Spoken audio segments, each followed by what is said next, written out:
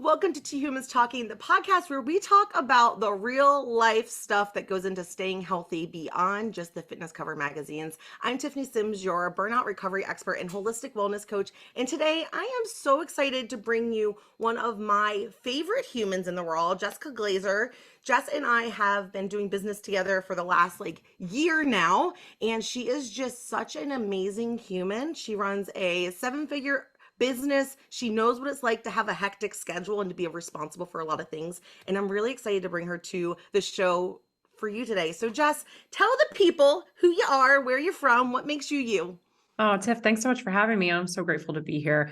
And all right, who am I? What makes me me? So like you said, I'm Jess Glazer Big DeRose. question, right? I know.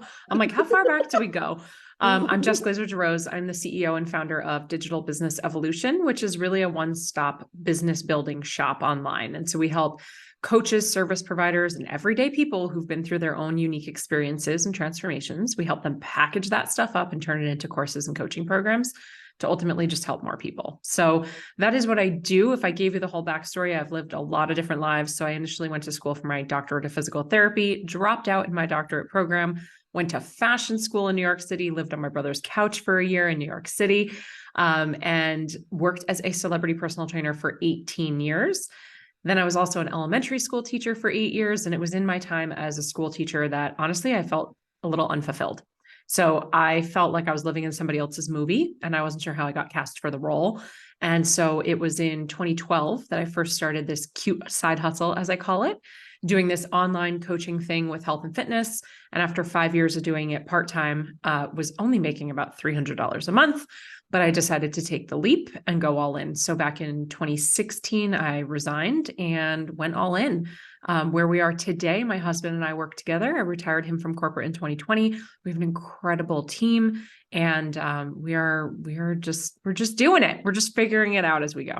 Those are some pretty great humans. I love that Thank you, you. Mike, and Lauren, who's also on Jess's team, you guys just lead from the this is real life. And we are really trying to pull it together just like you. Yeah. Yes, our business might be at a certain stage. And yes, I might be responsible for this business, but like every other human, I have stuff. Life is happening all around me, and we've got to Yeah. figure it out. And so I love that you guys lead from the front with just work humans. Thanks for the thumbs up. I can't trigger it on purpose, but they just randomly pop up all the So time. It's so funny. fun. So I love that. Thank Um, you. I know you started and you shared the celebrity trainer started as an elementary school teacher. What does healthy mean to Jess now, Oh, this stage of life? yeah. So we are recording this episode about 2.5, 3 months away from my 40th birthday. Healthy now is wildly different. I am the girl who had the covers and did the magazines and the bodybuilding and the fitness competitions and the Today Show and all those things. And at that time in my life, I don't even think I had a definition for healthy. I think I was blindly following who I thought I was supposed to be and how I thought I was supposed to look, and truly was searching for worthiness in external things, awards, accolades, abs, truly. And if I look at my life today, I've been through a lot of health issues. I've been through a lot of things, and most of them have been self-induced, which is a weird thing to, yeah, I am responsible for not just the eating disorder that I went through for 10 years, but the burnout. I did that. I did the burnout. I did the hustle and the grind. I did the being a martyr and not asking for help or thinking that I looked stupid if I needed help. So when I look back at a lot of health issues that I've had, a breast cancer scare, a lot of things, I do feel that I was responsible for a lot of what led up to those things. So healthy today for me, my goodness, first and foremost, my mental health. I mean, for so long, health for me was body. And it was good cholesterol and low body fat and how many abs and how many pull-ups can I do? But no, it's my mental health first. That's the most important thing for me. Am I doing what I need to? And not because it's a to-do list. I don't have things I have to do every day, but in the season of life I'm in and at this age, it's more, what do I need today? And then I get to go into my toolbox, and whether that's breath work or meditation, journaling, or guided something or other, I have so many tools in my toolbox that I can tap into. And I've really allowed myself, I think there's a part of healthy is grace. And so it's allowing myself like the grace and the freedom. Grace. I like Yeah. It's allowing myself the grace and the freedom to say, maybe that's not right today. Maybe I'm in a different season right now. Maybe I need something different today.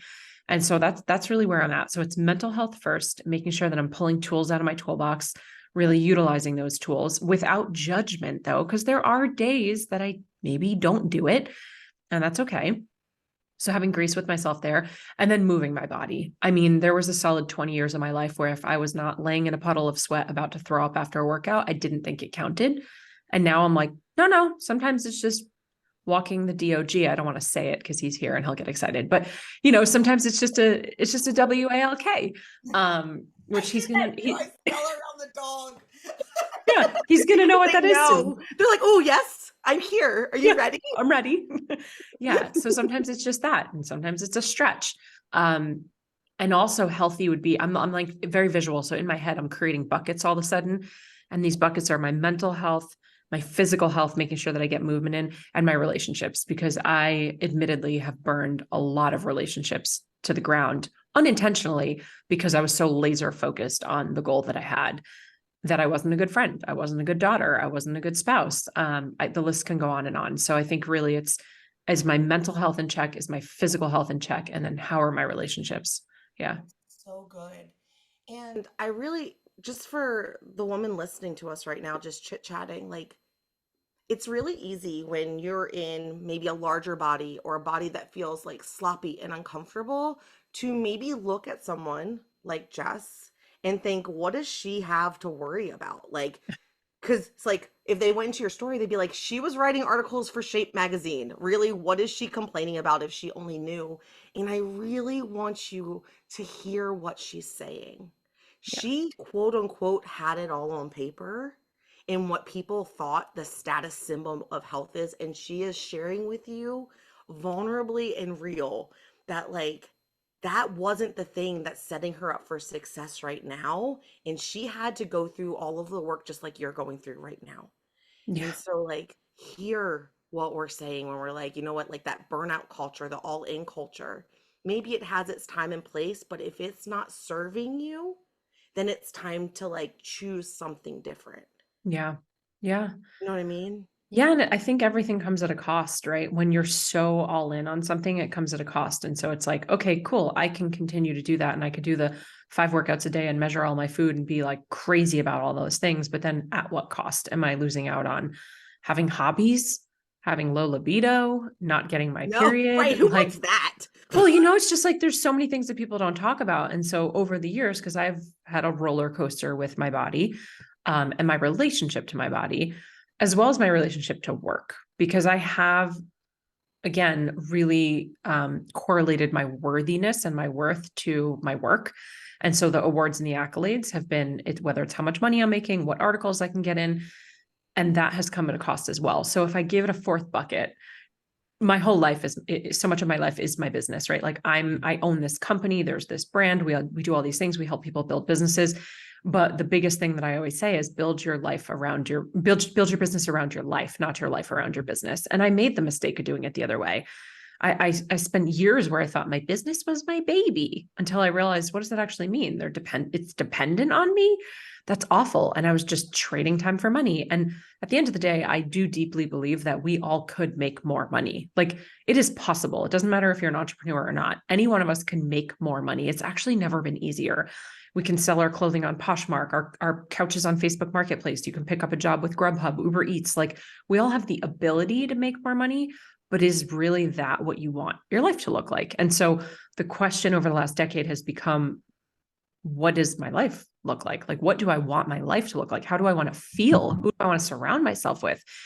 Because like anything, I'm going to reverse engineer that and figure that out. But I think it was the great Tony Robbins who had said some iteration many years ago of the quality of your life is dependent upon the quality of the questions that you ask. So if I start to ask better questions, I'll get better answers. And so, yeah, I mean, there's my answer for health, right? It's my mental health, my physical health, my relationships, and my relationship to my business and how I'm treating that. Yeah.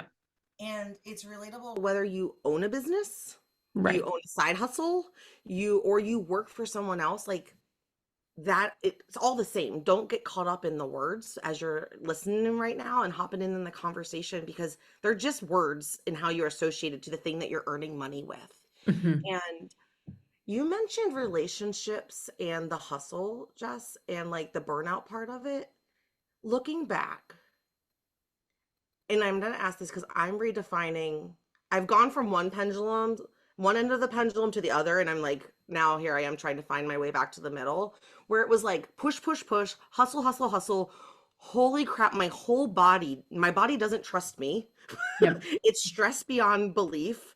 And I had to like learn how to regulate my nervous system again, to complete like taking the sabbatical Hmm. and doing nothing that stresses me, to like finding that like happy balance of like, you know what? Some stress isn't bad. Stress with intention and purpose is actually so powerful, and it Yeah. can be such a gift. Like, where have you landed in that conversation with yourself? Yeah. I don't believe in balance in anything in life. I don't know that that's a thing. I think there are seasons. And so there's definitely oftentimes with a push season or a hustle season after that will oftentimes come a burnout or a rest season, whether it was by choice or not. I'm going to say what I'm going to say because of just the world we live in with social media. I am very against the anti hustle culture because I do believe that great things take hard work. And I don't think things come easily. And I think the 1% are the 1% for a reason. And there is no way in hell that I built the business I built sitting around doing nothing and being in alignment and flow and ease and all these words that are trending on the internet. So I am a huge advocate for hard work. I And love that you say that. We need yeah, to say it more often, because this shit's hard. it is hard, but like humaning is hard. Like just Right. figuring out how to be a human and go through life is not easy. So I really am very much against the anti-hustle culture because I think it's doing us a disservice, especially in the context of business. Because there are people marketing that it's like it's just so easy and I sneeze and I make money, and that's not true. And when you're leaving out the context of maybe the 7 years of you building before you got to the place where you are today, I just think it's an unfair marketing that people are using. So I will start by saying that nothing worth it really just falls in your lap. I don't think. I mean, I was a competitive gymnast growing up, like getting good grades in school. All of these things take work, they take effort, but it doesn't have to be at the cost of other things, right? So the hustle and the grind, when we're talking about it in the shape of like, I'm not showing up for myself, I'm not eating my meals, I'm not getting in my mental health, my workouts, I'm ruining friendships and stuff like that. My marriage is on the rocks. That would be, yeah, the pendulum is probably too far to the work that you're doing. But at the same time, it's like, what do you expect? You're just going to sit around and do nothing. So I think there are seasons, and I was gifted this really great reframe recently. We talk a lot about seasons in life and business. This is just a different word. You talked about words before. So maybe for the person listening, this will just stick because this one hit me. Like this one came down like a dagger. So I don't have children yet, but with children, we're often presented with this idea that there's phases. Oh, she's teething. Don't worry, it's just a phase. Oh, he's not sleeping through the night anymore. Don't worry, it's just a phase. Terrible twos. Oh, you're almost there, just a phase. And there's sort of an end point when we hear that. Like, okay, good. There's light at the end of the tunnel. It might be a 3-month phase, a year phase, whatever it is. It's just a phase. I'll get through it. And with every good phase, there's also a not so good phase. And this is the thing that we often forget, especially in business. We think that the ride is always supposed to be rainbows and unicorns. Like we think that it's always supposed to be this high, and that's not how life works. So if you're going into life, if you're going into your health journey, if you're going into your business journey with those expectations that it's always going to be high fly, first of all, your expectations will equal your experience. So this is where personal responsibility comes in. And this is a tough pill to swallow. But if you're disappointed in that, that's likely on you because you're going into it with the expectation that it's going to be easy peasy, lemon squeezy, right? And it's not always going to be easy peasy, lemon squeezy. So think about your life or your business or your journey of weight loss or whatever it is as a roller coaster rather than a merry-go-round. It's not cyclical and circle. We don't go around and around and have the predictable. That would be so boring if we did, but that's not how these journeys of transformation work. They're roller coasters. And depending on who you are and how you like roller coasters, if you're like me, you love the drop. Like you live for the high, you love the drop, the spinnies, the twisties, the upside downs. But the bottom of the roller coaster, and if you're listening, you might be like, no, I hate the drops. I get that. But just for the sake of this analogy, stick with me here. It's in the lull, in the bottom, when it's hard, when it's not working, When when gravity's it's, working against you as the roller yes, coaster's trying to come back up and your stomach does that totally. like whoop. It's in that moment where most people actually quit. It's in that moment where we start to use the language of it's hard. I feel like I'm hustling, I'm grinding. But if you zoom out 30,000 feet, there is a difference, right? Like we can talk about the hustle and the grind where you're like not taking care of yourself, but really, is it this hustle and grind? Is it awful? Do you need to take a break and maybe go on sabbatical like you did? Or is it just hard for a season? Is it Or just it's just hard for a uncomfortable. phase? Like it's Yeah, uncomfortable. Big it's deal. uncomfortable, right? Like that's just what happens. Right? I was It's last like week, winter. right? It's uncomfortable. It's cold. Yeah, Like it's the spring winter. is Things are coming. hibernating. Like that's what Tank top happens. season is around the corner. That's You're right. gonna warm up. Last week I was in LA. I'm in Brendan Burchard's coaching program, and so I was in LA for my coaching day. Yeah. And he was sharing, and it was just kind of like one of those like duh moments. He's like, people are always surprised by the hard. Yeah. Like This- like people think it's gonna be easy, and then they're surprised that life is hard when hard is the only consistent that you know in your life. yeah. Like it was hard to learn how to walk. It was hard to learn how to Sure. chew and like your food in the beginning. It was hard going through school, hard getting your first job. Like how many times do you apply to it for a job before you actually get one? Yeah. Like that is the pattern of life. And so like instead of meeting the hard with like there I knew it, it's like, oh, well, yeah, here it is. Like here it is. Now what Yeah. am I going to do with it and where do I want this to go? And reframing the intention and making sure that the things that you are doing are taking you in the direction that you want to go rather than staying in a spot that you don't, because there are hard things that you should be not be doing and that you should be exiting, Totally. and that's the universe's way of being like, hey, red flag, hello, are Yeah. you paying attention? This was not for you. You need to exit the ride. Sure. But But that's like, like the quotes we see all the time. It's like choose your hard. It's either going to be hard because it's new and uncomfortable, which just means there's growth and evolution on the other side, which is ultimately what you want. And then there's the hard of staying the same and not growing. And it's funny that we call it a comfort zone because it's actually quite uncomfortable. Like when I left my teaching job, I left because I was so uncomfortable in my comfort. It was easy, but it was hard. Like I could do my job with my eyes closed. I didn't feel challenged at all, but that in itself made it hard to want to go to work every day. sorry, my computer's lagging, I think. That's okay. Um, but it's true though. It's like it's not even it's just like we're familiar with the uncomfortable. It's all we know, and that's like security because it's like, oh, Mhm. I know this is gonna go bad. So I can't be Well, disappointed. here's another little spicy jest coming at you. And like, if you're I listening right love spicy now, Jess. you might get a little like punch in the face here, but words have power. And so when we say things like it's hard, we're giving that power to the hard. But here's something to think about. Are we using hard or hustle or grind or any of these words as masks to actually cover up the fact that we're scared and we don't want to try something new and we don't want to put ourselves out there and we're fearful of rejection? And what if we look stupid? And so are you actually using these words to allow you to not take action and allowing them to be the buffer for you to stay in this quote unquote safe, comfortable place, which you're really not safe and comfortable in? It's the thing that's making you like driving you crazy, but it's so easy to blame it on hard. It's like kids who say I can't, but you didn't even try. That was never allowed in my classroom when I was a teacher. Of course you can, you just haven't tried yet. And because we've talked about this whole idea of ready. Well, I'm not ready. Ready. Ready. What does Ready. that mean? Yeah. Well, see, so ready is an illusion. Ready only exists when you've done something before. The only time you ever feel ready for something is if you've done it before, experienced it before, or tried it before. So the nature of readiness is that you literally have to take action to build the confidence to feel ready. It's like the chicken or the egg. You have to take action to feel ready. You have to go through the reps. Like, Yes. Olympic season. They didn't just show up at the Olympics hoping for a gold medal. Like they have been working their asses off. I'm trying not to be frustrated by my computer. My internet's being weird. But they didn't just show up. They have been working their asses off for decades with no Yep. one watching. Yep. Respect, like perfecting their skills. And you talked about parent stuff earlier. I'm also not a parent yet. And parenting is hard. No one prepared you for that. You think you know, and then you find out that like nothing you knew was true, and you've got to figure it all out again, and you survived it.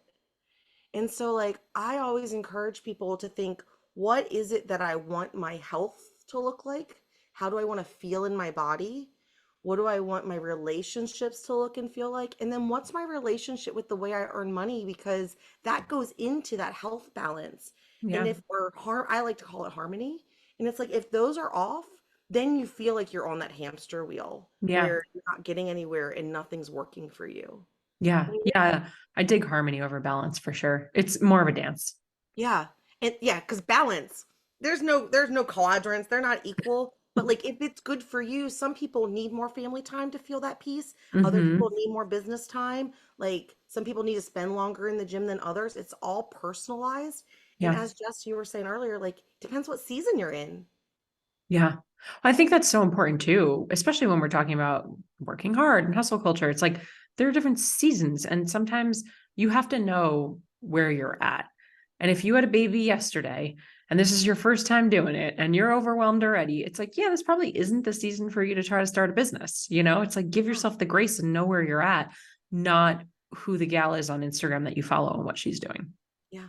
Real life experience, like real life right now. My mom had surgery 2.5 weeks ago, and caretaking has become is 24/7. And then we Yeah. were expecting maybe 3-day recovery. Well, we're at 3 weeks. And so like I know that right now, spending an hour trying to work out or expecting that of myself, that doesn't fit.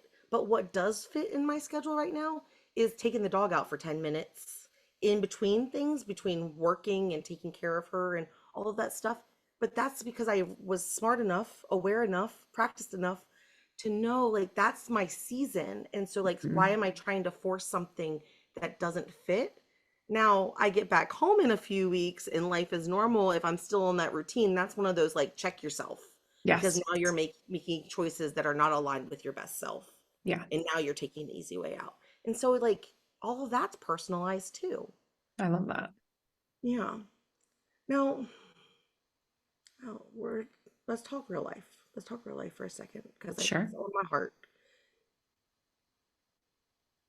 I think sometimes people put up a wall. They might have heard you say earlier that you own a seven-figure company and you do all this cool stuff and you've been all these different places, and they're like, must be nice to be her. What's wrong with her life, right? Jess has real life too. And Jess has learned how to, I'm already crying because I feel it in my own soul. Jess has figured out how to show up for life and for her business and for her community and family through some of the hardest moments in the last year. Yeah. What have you learned through all of that? Or how did you handle it? Yeah. As much or as little as you'd like? Yeah. So no, I'm totally open to sharing. It all started honestly back, gosh, I don't know how I'm 40 now, but about 20 years ago, I'm You like, said that and I was like, oh my God, I turned 40 in August too. yeah. I'm like, wait a minute. I was like a couple years ago. No, that was 20. So about 20 years ago, it really was the first time that I ever asked for help. And I had walked into an outpatient clinic while I was in college and I asked for help. I had a severe eating disorder for about 10 years. I was addicted to all sorts of laxatives and fat burners and Adderall and pills, and was very, very, very bulimic. And it was in that moment in my early 20s that I had this moment of, wow, I asked for help and these people I saved my life, but these people helped guide me to save my life. And I sort of kind of forgot about it. And then it was in my late 20s, almost a decade later, where a similar type of thing happened where I asked for help and it changed my life. And then it happened again and then again. And then even when I left my teaching job and started building this business and I got myself a coach and all these different things that have happened where it's like, if I reach out for help, I'm all of a sudden gifted with this help. Like, I mean, it sounds so stupid, right? So people show up. What? Yeah, I know. It's like the more I could be honest and vulnerable with where I'm at, the more people could help me. Because if I lied about where I was at, then nobody would know what I was going through. And that could be as granular as like, yeah, business is fine. Meanwhile, you're like in debt. It's like, no, don't lie about it. If people think it's fine and you're like, no, everything's good, you paint this facade, then people aren't going to offer the help that you need because you just said you're good. So I started to take this approach in my, late 20s and then throughout my 30s of just reaching out more and being more vulnerable. And for me, I initially started my social media back on Facebook. That's where I started. So 2012 is when I first started my online business, very much Facebook, blogging, selling ebooks. I eventually got on Periscope. If anyone remembers that, you could see how old I am. And then we were, on Instagram. And so when I started 12 years ago, I committed to just being honest and vulnerable because I always wanted it to be come with me, not look at me. And so whatever I was sharing at the time, no matter what I was going through, I would share not from a place of because it would make sales. Half the time I had nothing to do with what I was doing, but it was let me share because maybe other people are going through this too. And I do believe there's a difference between sharing from a scab and sharing from a scar. So when something is too fresh and it's a scab, you maybe didn't integrate it, embody it, and learn the lessons yet. You maybe don't even understand like the why.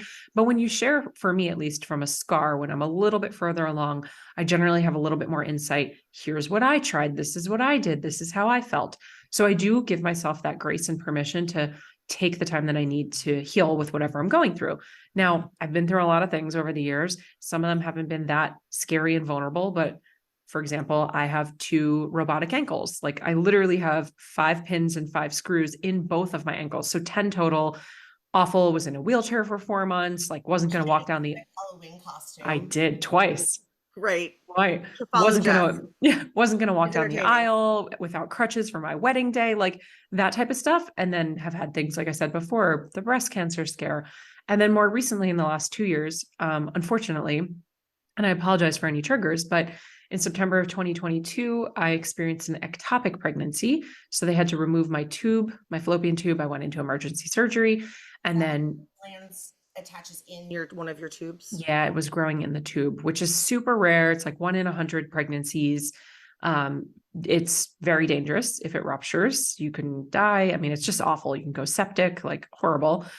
So we experienced that in September of 2022, but I'm telling you this story because we happen to be in launch. So the way that our business model works is that we have a signature program, which you came through, Empower, and we launch it now only once a year, but we used to launch it a couple times a year. And it's a big thing. We have thousands and thousands and thousands of people that come to this free virtual event that I put on. And I'm in a live studio. Like it's this big thing that we work for months on. And we're day 2 of like a 12-day kind of a launch that we do with the studio and everything. And I get rushed into the hospital, emergency surgery. Full transparency, I didn't even know I was pregnant at that time. So like that was also like a what? You're doing what? You're taking my what? Yeah, like this is news to me. Like when the doctor came in, she was like, as you know, you're 6 weeks pregnant. And Mike and I looked at each other and we were like, that's new information. But we were trying. So it was also like celebration, the loss, the yes, confusion. Like I can't. yes. That is a lot to process. It was just so traumatic. It was so traumatic. And then the next thing you know, I'm waking up post-surgery, just angry. I'm so angry that she took my tube. Obviously, she saved my life. We signed the papers, do what you need to do. But I felt violated. Like it was just so bizarre. I say this all to say, I said earlier, build your business around your life, not your life around your business. And another thing that we have, like a core value in our company, is that I could teach anyone to make money online. Anyone can teach anyone to make money online. I'm not interested in helping you make money online. I'm interested in helping you build you a machine that's going to make you money online, whether or not you show up, whether or not you're trading your time for money. I want to build you a machine that you just pump, content, leads, whatever through, and it works. And so we've been saying this for years. And my team and I have been working really hard behind the scenes for years to build the machine. And in September of 2022, in the most awful way, we were presented this gift that we actually saw we had built the machine because we were 2-3 days into this 12-day launch and I completely backed out. My team did everything. All of our coaches really removed yourself to see how I everything, just couldn't show up. I couldn't yeah, do it. And I ended up you taking eight shouldn't be weeks. doing it. Sure. Yeah. I took 8 weeks. I didn't show up once. I didn't post on social. I didn't do sales call, like nothing. I did not show up once for 8 weeks. And we didn't just survive that season, we thrived and we had one of our biggest launches ever. And I knew that I was going to share the story when I felt ready. So, a couple of weeks later, ready is an illusion, but you know what I mean. About 3 months after it had happened, I shared with my platform, I shared with my audience, and I told them what I was going through. And of course, it brought up so many beautiful conversations and new relationships that were blossomed from other women who had gone through the same or similar things. But it also was such a beautiful mirror to my audience to say, wow, we really did build this machine that does not require me while I might be the face of it. That's really, really incredible what we've been able to do. And it sort of poured gasoline on the fire for the team and I to step that up and really helping our clients like truly do that. And then just 2 months ago, I did know I was pregnant and I was 10 weeks and I miscarried. And so that was another moment of just like, shit. And so I wrote an email. How do you show up when life is lifing? And I just said it to my audience. I'm like, the conversation's just not being had. Number one, in loss and infertility.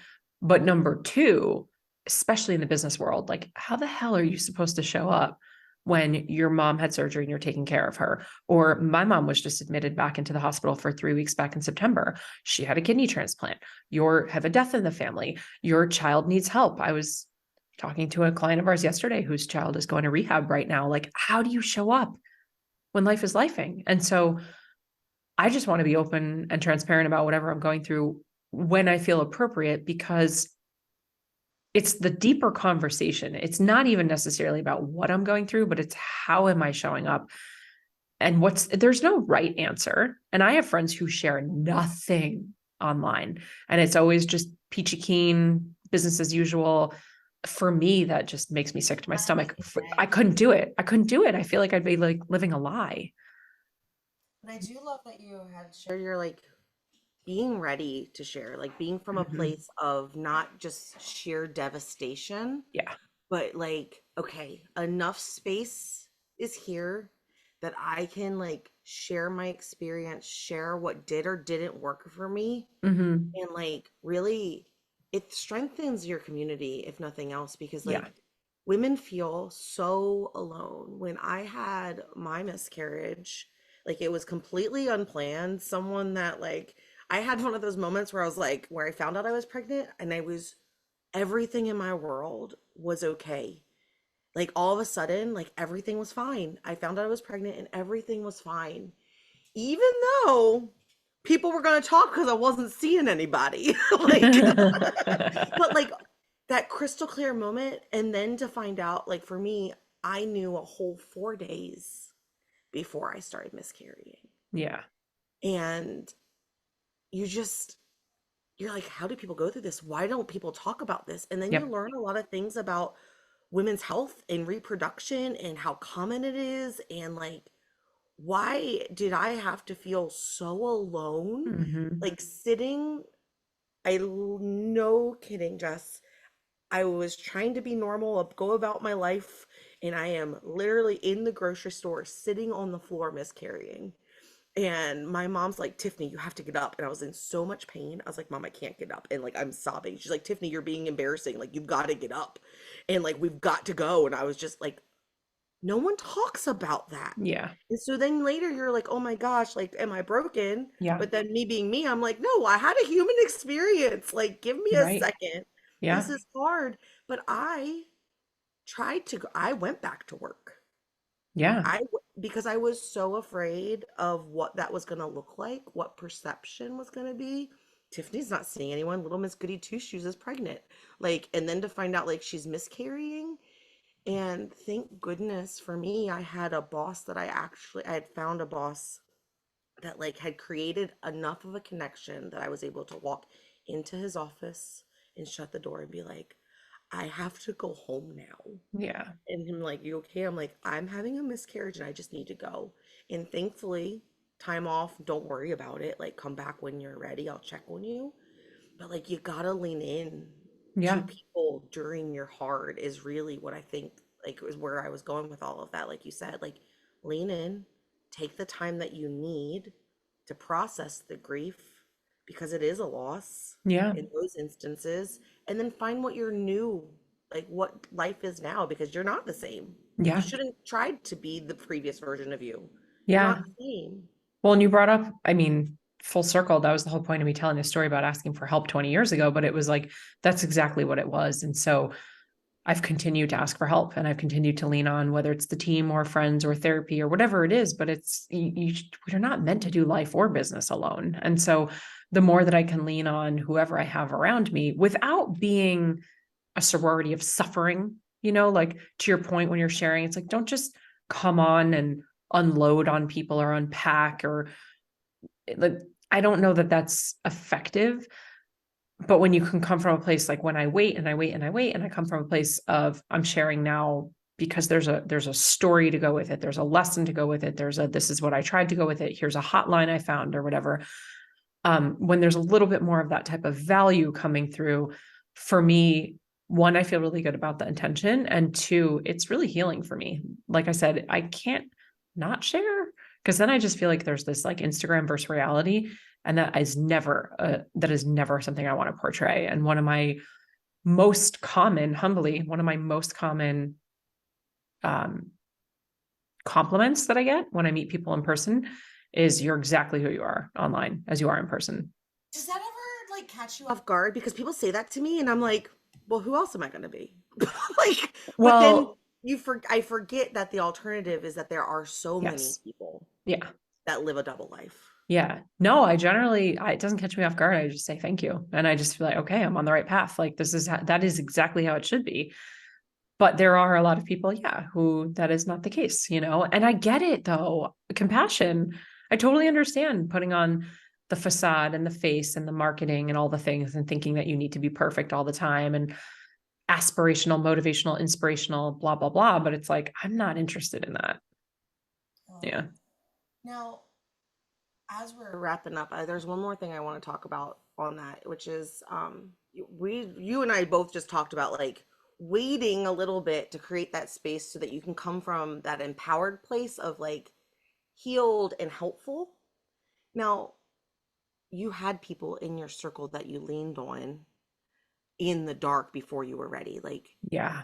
can we make that clarification for people who are like, wait a second, you just told me to ask for help, but then you told me to wait until I was healed. Like, how does that work? Uh, Yeah. will you share a little Yeah. bit about that for people? Totally. So for me, there's like the behind the scenes where maybe it's a therapist or a close group of friends. My team has to know what's going on. It's just they need to know what's happening. My husband, my parents, my brother, sister-in-law, stuff like that. So they knew what was going on in real time. But it wasn't until a couple of months later or weeks later, whatever I was going through, that I decided to share publicly on social media with my audience, in my email list, on my podcast that has thousands and thousands of listeners. So that's what I mean by, even speaking on a stage. I spoke on a stage about a month after the miscarriage. I was not ready to talk about it, but a couple of weeks after that, I was speaking on another stage. It kind of came up in conversation, and I was like, "Yep, I'm cool. I'm cool with sharing it." So it's like my immediate circle. Some of those people I'm paying, like a therapist or something. Some of them I'm not. Some of them are friends. Sometimes I'm asking for insight and support. And sometimes I'm saying, hey, babe, can you just listen? I'm not looking for a solution. I don't want your opinion. I just kind of got to get this out right now. Like, I just want to vent. So it's also knowing, again, that expectation is equaling your experience.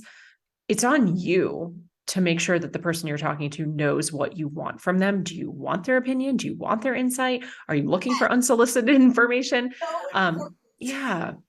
And I think it's really important too, like just in what we're talking about with women's fertility, I'm so grateful for all of the messages that I've received. I'm so grateful for the emails that I've received.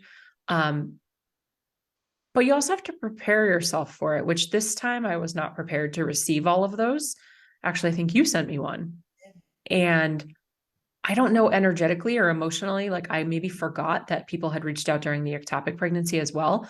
So when I shared about the miscarriage, I mean this in the best way possible. I was inundated with messages and stories. And I wasn't energetically prepared to all of a sudden like hold everybody else's stories.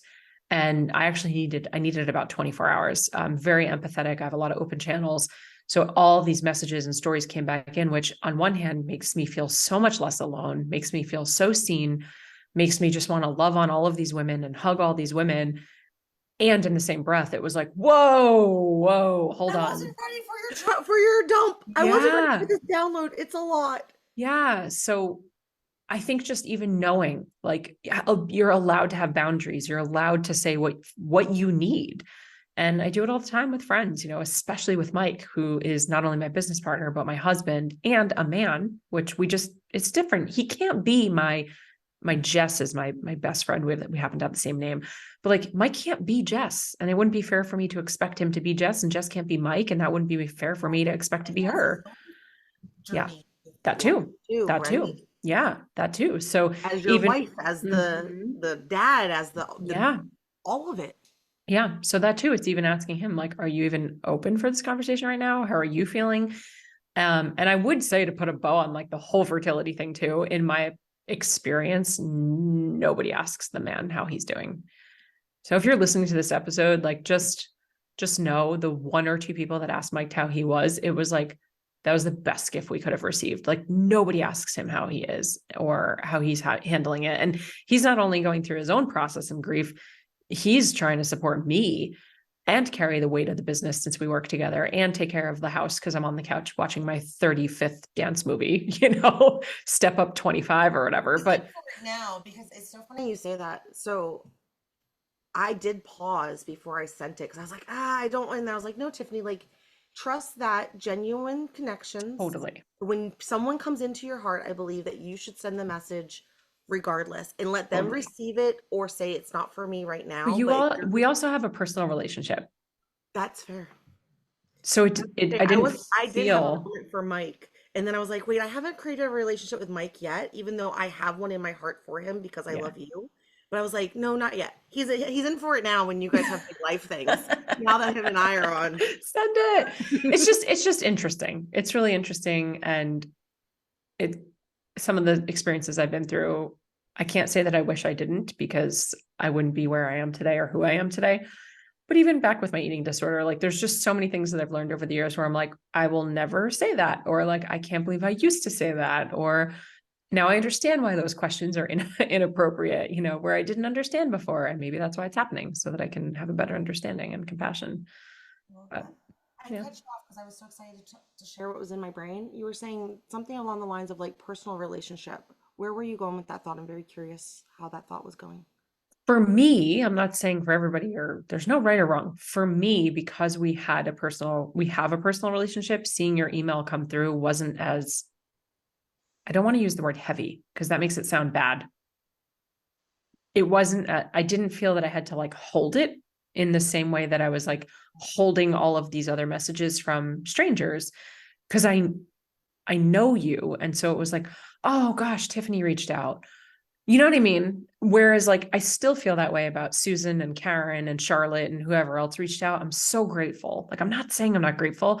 I just energetically wasn't prepared to receive anything. That's And fair. so then even if people were giving me hearts and love in the comment section of my post, it was like, whoa, oh, there's so much love coming in. Like I I just know. wasn't ready to hold it. Oh, so good. Just so many good nuggets. And I think just where we ended is like such a good lesson for people, especially women, to internalize, which is it's okay to ask for help. It's okay to keep things very close in a close circle when you need to. Mhm. And then you don't have to energetically take on what everyone else is sharing. It's okay for them to share, and then you just let it be there. Like you don't have Well, to do anything with it if you don't want to. and I don't know if your experience of this was true or not. You can totally say it was. I actually didn't respond to any of the emails. I got some of the most beautifully heartfelt written emails from people saying like me too, and I did not send a single response back to anyone. And that could be perceived as very rude. See, I don't think it is though, because I think, and maybe I'm expecting too much of people, but I feel like when you send a message like that, it's not about you as the message sender. Yeah. It's you just showing that other person that they're not alone. and that you're there, and that if you want to go somewhere with that, cool. But if not, like, I think if you expect something back, then maybe your intentions weren't as nice as you thought they were. Is that hard to say? I Like, mean, that's a valid point. On the Instagram post where the comments are, it's very easy to just do the heart, like heart the comment, heart the comment. So I have hearted the comments, but the emails that came through, which is kind of ironic because people spent so much time writing these beautiful emails and telling me their stories. I just, when they were coming through, I like couldn't respond. And now, here we are a week or two later, and you just reminded me I haven't responded. sometimes it's therapeutic for the person sending it too, because you're Yeah. like, oh, there's a connection here. Let me share. And then, like, Mhm. it's another wash of processing what you were going through. I And I I think that's, personally didn't take offense that you didn't well, respond. thank you. But I think that's exactly what it was, because a bunch of emails that came through said, thank you so much for sharing. I've actually never even told my mom this is what I went through. I've never told anybody this is what I went through. I didn't tell my spouse this is what I went through. And then they told me. And so I agree with you. I think it's a therapeutic, and it sort of opened the door for people to speak up. Yeah. And there may come a day where you have created enough space and you actually want to go back and Right. respond to them from a place of love and compassion and thank you. Yeah. Maybe you do, maybe you don't, but whatever is right for you in that moment when that comes, I think, which how full circle have we gone now? Right in the moment. I love it. All right, Jess. So as we're wrapping up, is there anything that is left on your heart that either you wanted to share or that's just sitting right there that you want to leave the listener with? Oh gosh. No pressure. No pressure. Um, I think I would leave off with one of my favorite quotes. And I'm just debating which one I want to say because they're both really good. So I'll go with this one because I think it makes sense for what we were just talking about. So Steve Jobs said, you can't connect the dots looking forwards. You can only connect them looking back, and you have to trust that they'll appear. Now I'm very visual. So the way that I see these dots he's talking about are stones or rocks in a river. And I imagine that we're all in this river on these rocks, and we're sort of hopping from one rock to another. And we're kind of ironically racing to the other end. And the other end of the river would be the river bed, right? The edge, or the earth, the land. The funny thing is we're all racing to get there. And the only way you get to the end is when you're no longer here. So I'm not sure what we're all racing for. But I imagine these rocks are stones, and they're people that you meet, and their experiences that you have, and their hardships and their lessons and their skills that you collect and their courses that you take. It's like all these things that you get to collect in your life. And as you jump through these river rocks and you're on this journey, so is everybody else in the river with you. And sometimes we learn that, like, oh my gosh, the green ones are slippery because they're covered in algae, right? So it's like, okay, don't step on the green ones. And our job is to turn back and to shout that out to everybody around us. Like, watch out for the green ones, they're slippery. Or, hey, this one's really wobbly. And sometimes this is where I think people get tripped up. If you've ever tried to cross a river on rocks, we actually do have to go backwards sometimes in order to be able to move to the side to go forwards again, to get further. Because we might get to a point where there's like, the quote is a fork in the road, but not really. That's not what I mean. It's just like you're kind of stuck. There's nowhere else to go. Sometimes you have to actually step into the river because there's not rocks around, and you just have to get wet. Like, you just got to get uncomfortable. You got to get wet. You got to go through it.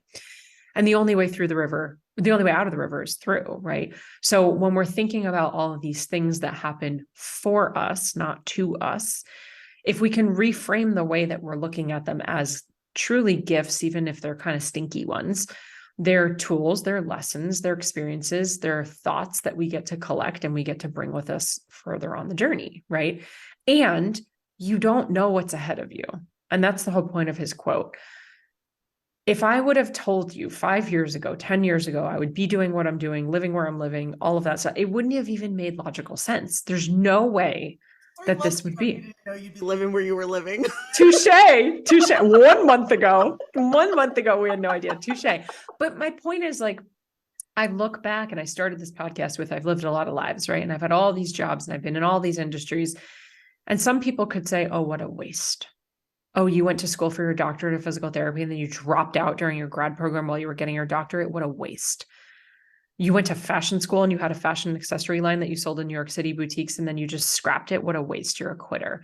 You were a teacher for a decade and then you left. What a waste, right? And all of these things, I look at it and I go, I have been collecting skills and knowledge and people in my life that have given me everything that I need to be where I am today.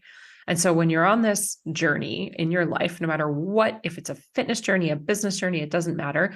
Just know that you can't actually see the rocks that are in front of you, and you can only see the rocks that are behind you. But don't forget to look back. So good, Jess. Yeah. Good. God, I love your nuggets. I just love you. Thanks. Like, you're I love just you such a too. good human. Thank you. A good human. Thank you. So, how do people connect with you Yeah. if they love you as much as I do? Yeah. If you don't, you can connect with me too. So I'm everywhere, but I hang out mostly on Instagram. My handle is I am Jessica DeRose. So I know Tiffany introduced me as Jess Glazer. That is my legal name. My married name is DeRose. So I am Jessica DeRose. We also have a podcast, Digital Business Evolution. We drop 2 to 3 episodes per week. I'm on YouTube and LinkedIn and TikTok, and literally we are everywhere. And I don't know when this is airing. Yeah, you can talk about it. I'm gonna drop it the week that you start promoting. Okay. So if you are interested at all in potentially learning how to monetize your social media and building out a course or a coaching program like we started with, using just your unique skill set, your perspective on life, your transformations that you've been through, then we have an incredible 3-part free experience that we offer every single year. So it's called Digital Business Evolution Live. It's totally free. Tiff can drop the link for you in the show notes. Yeah, and we're going to be handing out the roadmap to create a scalable business online. We talk about common mistakes people make. I give you the framework to create an irresistible offer. The whole thing is an incredible experience. It's not a webinar. It's not your average masterclass. We host it, like I said, once a year. We have a private community where I do pop-up hot seat coaching for free in there. We do all sorts of fun things. We have contests, we do giveaways. We've got a workbook for you to go through. And we have heard numerous times, countless times, that this free experience is better than a lot of our competitors' paid experiences. And that's our ethos. That is really our mission with it. So people make money just coming to this free thing. We get screenshots every year. I just made 10K implementing what you said. I just made 2K implementing what you said. So if you're interested at all in anything digital business, coaching, courses, or marketing, I'd say get your booty there. It's really good time, guys. Like, it is, I lost my screen. It's really good. I didn't know you before then. Oh, really? No, didn't know you from a hole in the wall before my DBE live experience. And from the first time you hopped on camera, you were just a real human. And that was one of the things that kept me, that I stuck around for, because I was like, she's a real person. Like, she gets it. And you live that way. But that, like, the more I spend time with you, like, that is truly how you live. Like, you are who you are. Yeah. Because who else is there to be, you know? I agree. Well, thanks. I'm so glad. I hope you can come. I'm gonna whether you be can there. make it. Okay, good. I will Whether be you there. make it live or not, we'd love to have you. It's fun. It's a party. We have thousands and thousands of people that come. It's a big virtual event. We have a brand new studio here since we moved like 13 seconds ago. So I'm excited for our new studio. In the house? No. We're going to a studio. Oh, the studio local to the new house. Yeah, gotcha. So cool. I'm very excited. Yeah. Hashtag goals. No. It's fun. It's fun. Jess, thank you so much for sharing your heart today. Of course. Thank you so much for having me. Thank you. I love you. All right, everyone. That's it. That's Two Humans Talking. I'll see you next time. Stop. Where's my stop? Stop recording.